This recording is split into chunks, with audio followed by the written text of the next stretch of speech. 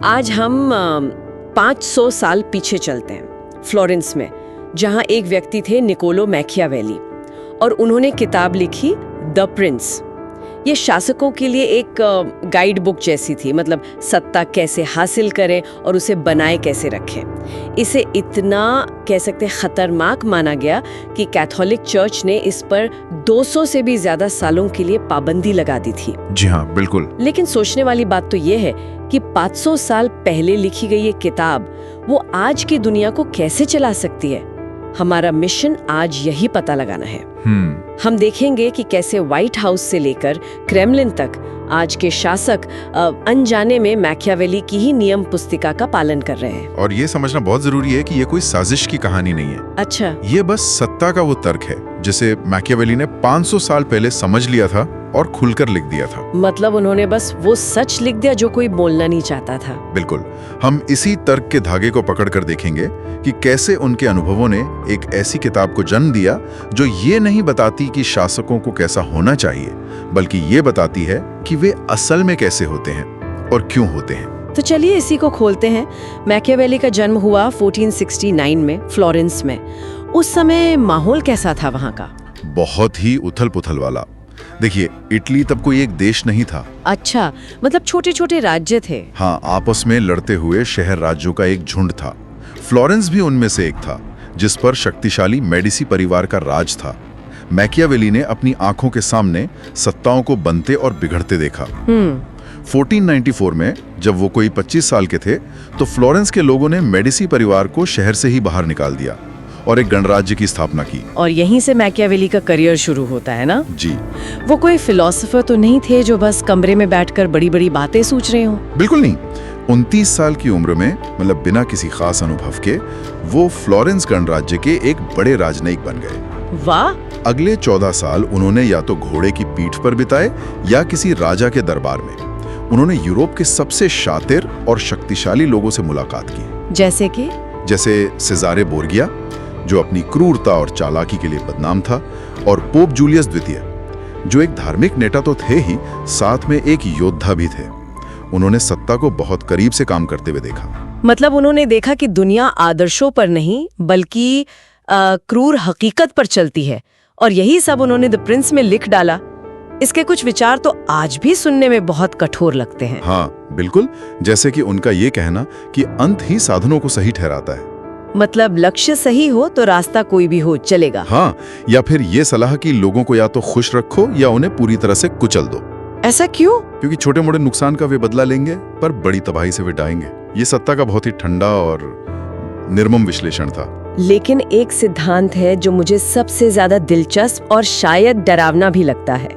Machiavelli ने लिखा था, एक शासक के लिए सबसे मजबूत किला उसके लोगों का प्यार है। ये सुनने में तो बहुत अच्छा लगता है, लेकिन इसका असली मतलब तो ये हुआ कि लोगों की धारणा को नियंत्रित करना ही सबसे बड़ी ताकत है। बिल्कुल। आपको सच में अच्छा होने की जरूरत नहीं, बस अच्छा दिखने की जरूरत है। आपने बिल्कुल सही नस पकड़ी है।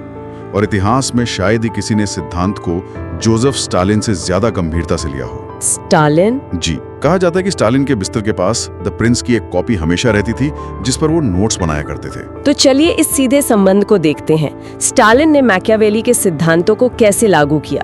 डर और प्यार दोनों का इस्तेमाल करके। हाँ, और बहुत ही क्रूरता से। पहले डर की बात करते हैं। स्टालिन ने अपने विरोधियों को कुचलने के लिए ग्रेट टेरर नाम का एक अभियान चलाया। Great terror? ये कोई साधारण दमन नहीं था। आंकड़े सच में दहला देने वाले हैं। 1.5 साल तक हर दिन औसतन 1500 लोगों को गोली मार दी जाती थी। हर दिन? हर दिन। लाखों लोगों को गुलाग के बर्फीले लेबर कैंपों में भेजा गया। 1953 में उनकी मृत्यु तक करीब 2.6 करोड़ लोग या तो मार दिए गए, या कैद कर लिए गए, या फिर देश से निकाल दिए गए। ये तो कल्पना से भी परे है। ये तो हुआ डर का हिस्सा। लेकिन मैकियावेली के अनुसार सिर्फ डर काफी नहीं है, लोगों का प्यार भी चाहिए। सही कहा। तो स्टालिन ने ये कैसे हासिल किया? प्रोपेगेंडा के जरिए। स्टालिन ने एक ऐसी छवि बनाई जो असलियत से कोसों दूर थी। उन्होंने खुद को एक नायक, एक भगवान और राष्ट्रपिता के रूप में पेश किया। पूरे सोवियत संघ में उनकी विशाल मूर्तियां लगाई गई, शहरों के नाम उनके नाम पर रखे गए, जैसे स्टालिनग्राड जाता था। एक खुशहाल बचपन के लिए धन्यवाद प्यारे कॉमरेड स्टालिन। अच्छा। हर पोस्टर, हर फिल्म में उन्हें एक आदर्श नेता के रूप में दिखाया जाता था। कभी वो मजदूरों के साथ पाइप पी रहे होते, कभी छोटे बच्चों से फूल ले रहे होते। लोगों के दिमाग में ये बात बैठा दी गई कि स्टालिन के बिना देश बिखर जाएगा। तो वो एक व्यक्ति नहीं बल्कि देश की सुरक्षा का प्रतीक बन गए थे। एकदम। और इसका नतीजा क्या हुआ? क्या लोगों ने इस पर यकीन कर लिया? यकीन ही नहीं किया, उन्हें पूजा। ये सबसे हैरान करने वाली बात है। सच में? हाँ, जब 1953 में स्टालिन की मृत्यु हुई तो पूरे देश में मातम छा गया। लोग सड़कों पर रो रहे थे। और सबसे अजीब बात तो ये है कि गुलाग के कैंपों में बंद कैदी भी, जिन्हें स्टालिन ने ही वहां भेजा था, वो भी उनकी मौत पर रोए। ये मैकियावेली के सिद्धांत का सबसे भयावह उदाहरण था कि अगर आप लोगों की धारणा को सफलतापूर्वक नियंत्रित कर सकते हैं तो आप उनसे कुछ भी मनवा सकते हैं। स्टालिन का तरीका तो बहुत क्रूर और सीधा था, डर और प्रोपेगेंडा। लेकिन मैकियावेली ये भी समझते हुए थे कि सबसे असरदार नियंत्रण वो होता है जो दिखाई ना दे। बिल्कुल। आज के नेता स्टालिन की तरह मूर्तियां नहीं लगाते, लेकिन वे भी उसी सिद्धांत का इस्तेमाल करते हैं। लोगों को खुश रखो ताकि वे सवाल ना पूछें। सही है। और आज की दुनिया में लोगों को खुश रखने का, या यूं कहें कि एक गुणी शासन दिखने का सबसे अच्छा तरीका क्या है? सरकारी खर्च, लोगों को अच्छी स्वास्थ्य सेवा दो, मुफ्त शिक्षा दो, नई सड़कें बनाओ, सब्सिडी दो। हाँ। इससे लोग खुश होते हैं और शासक लोकप्रिय बना रहता है। हाँ, लेकिन यहीं पर मैकियावेली की एक चेतावनी सामने आती है जो हर नेता के लिए एक दुविधा है। क्या? मैकियावेली ने कहा था कि उदारता यानी ज्यादा खर्च करना आत्मपराजय है। आत्मपराजय कैसे? आप जितना ज्यादा खर्च करेंगे आपको उतने ही ज्यादा टैक्स लगाने पड़ेंगे, और दुनिया में कोई भी टैक्स देना पसंद नहीं करता। टैक्स बढ़ाने से लोग नाखुश होते हैं और शासक की सत्ता खतरे में पड़ जाती है। तो ये तो एक क्लासिक दुविधा हो गई। लोगों को खुश रखने के लिए खर्च करो पर टैक्स मत बढ़ाओ, वरना वही लोग तुमसे नफरत करने लगेंगे। तो आज के नेता इस पहेली को कैसे सुलझाते हैं? एक ऐसे तरीके से जो ज्यादातर लोगों की समझ से बाहर है। इसे एक अदृश्य टैक्स कह सकते हैं। अदृश्य टैक्स? हाँ, इसका आधिकारिक नाम है मुद्रास्फीति कर या इन्फ्लेशन टैक्स। ये आपकी जेब से पैसे निकालने का एक ऐसा तरीका है जिसमें सरकार को आपकी जेब में हाथ भी नहीं डालना पड़ता। एक मिनट, अदृश्य टैक्स, ये सुनने में तो किसी जासूसी कहानी जैसा लगता है। इसका मतलब क्या है? देखिए, इसे ऐसे समझिए। मान लीजिए सरकार को एक नई सड़क बनाने के लिए 100 करोड़ रुपए चाहिए। ठीक है। एक तरीका है कि वो लोगों पर 100 करोड़ का नया टैक्स करा दे, लेकिन इससे लोग नाराज हो जाएंगे। जाहिर है। दूसरा और ज्यादा चालाकी भरा तरीका ये है कि सरकार बस 100 करोड़ रुपए के नए नोट छाप दे। ठीक है, उन्होंने नए नोट छाप दिए। इससे मुझ पर टैक्स कैसे लगा? मेरे बैंक खाते में तो उतने ही पैसे हैं। यहीं पर खेल है। जब सरकार नए नोट छापकर बाजार में पैसा बढ़ा देती है तो बाजार में कुल पैसों की मात्रा बढ़ जाती है, लेकिन सामान तो उतना ही है। इससे आपके बटुए में या बैंक में रखे हर एक रुपए की कीमत थोड़ी कम हो जाती है। अच्छा। आपकी जेब से किसी ने पैसे नहीं निकाले, लेकिन अब आप उन्हीं पैसों से पहले से कम सामान खरीद सकते हैं। यही है महंगाई का टैक्स। ये एक ऐसा टैक्स है जो हर उस व्यक्ति पर लगता है जिसके पास नकदी या बचत है। वाओ, मतलब ये हमारी बचत को धीरे धीरे खत्म करने का एक तरीका है। लेकिन क्या सरकारें हमेशा से ऐसा कर सकती थीं?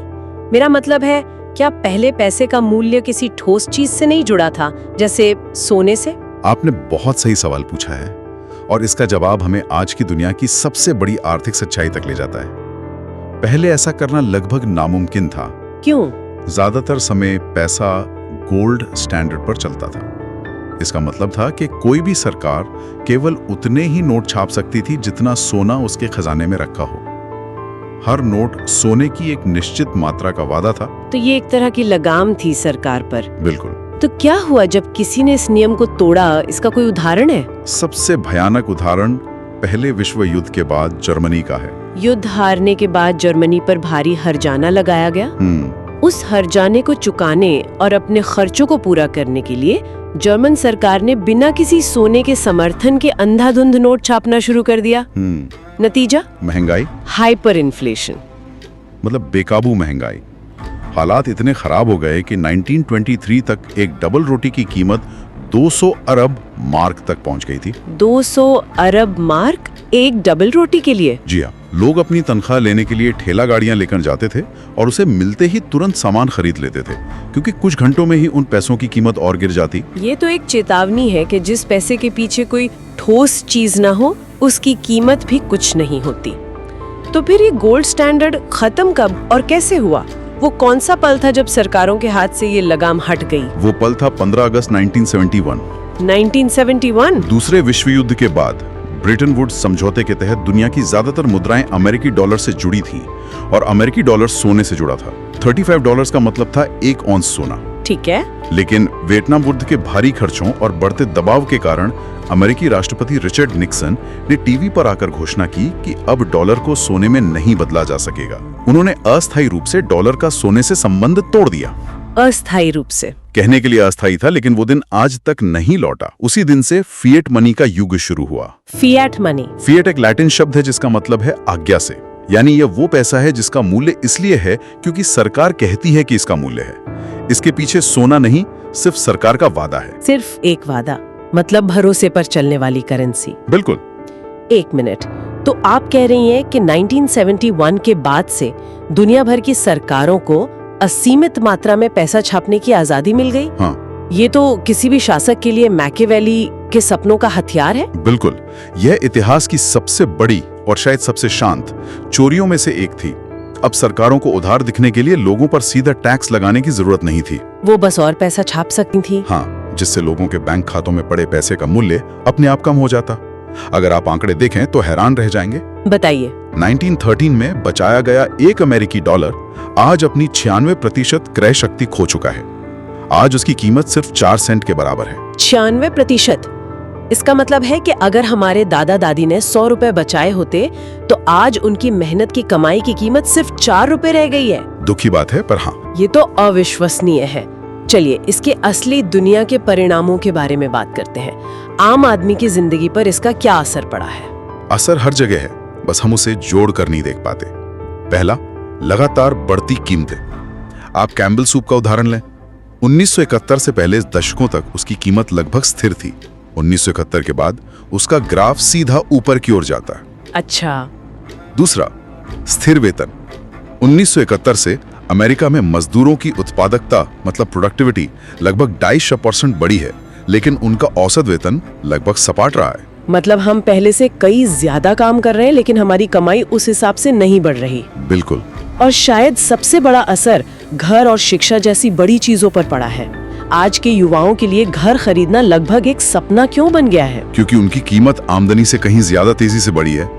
1960 के दशक में एक औसत अमेरिकन को घर खरीदने के लिए अपनी 2.5 साल की पूरी कमाई लगानी पड़ती थी। और अब 2020 तक ये आंकड़ा बढ़कर 7 साल हो गया है। यही कहानी उच्च शिक्षा की है।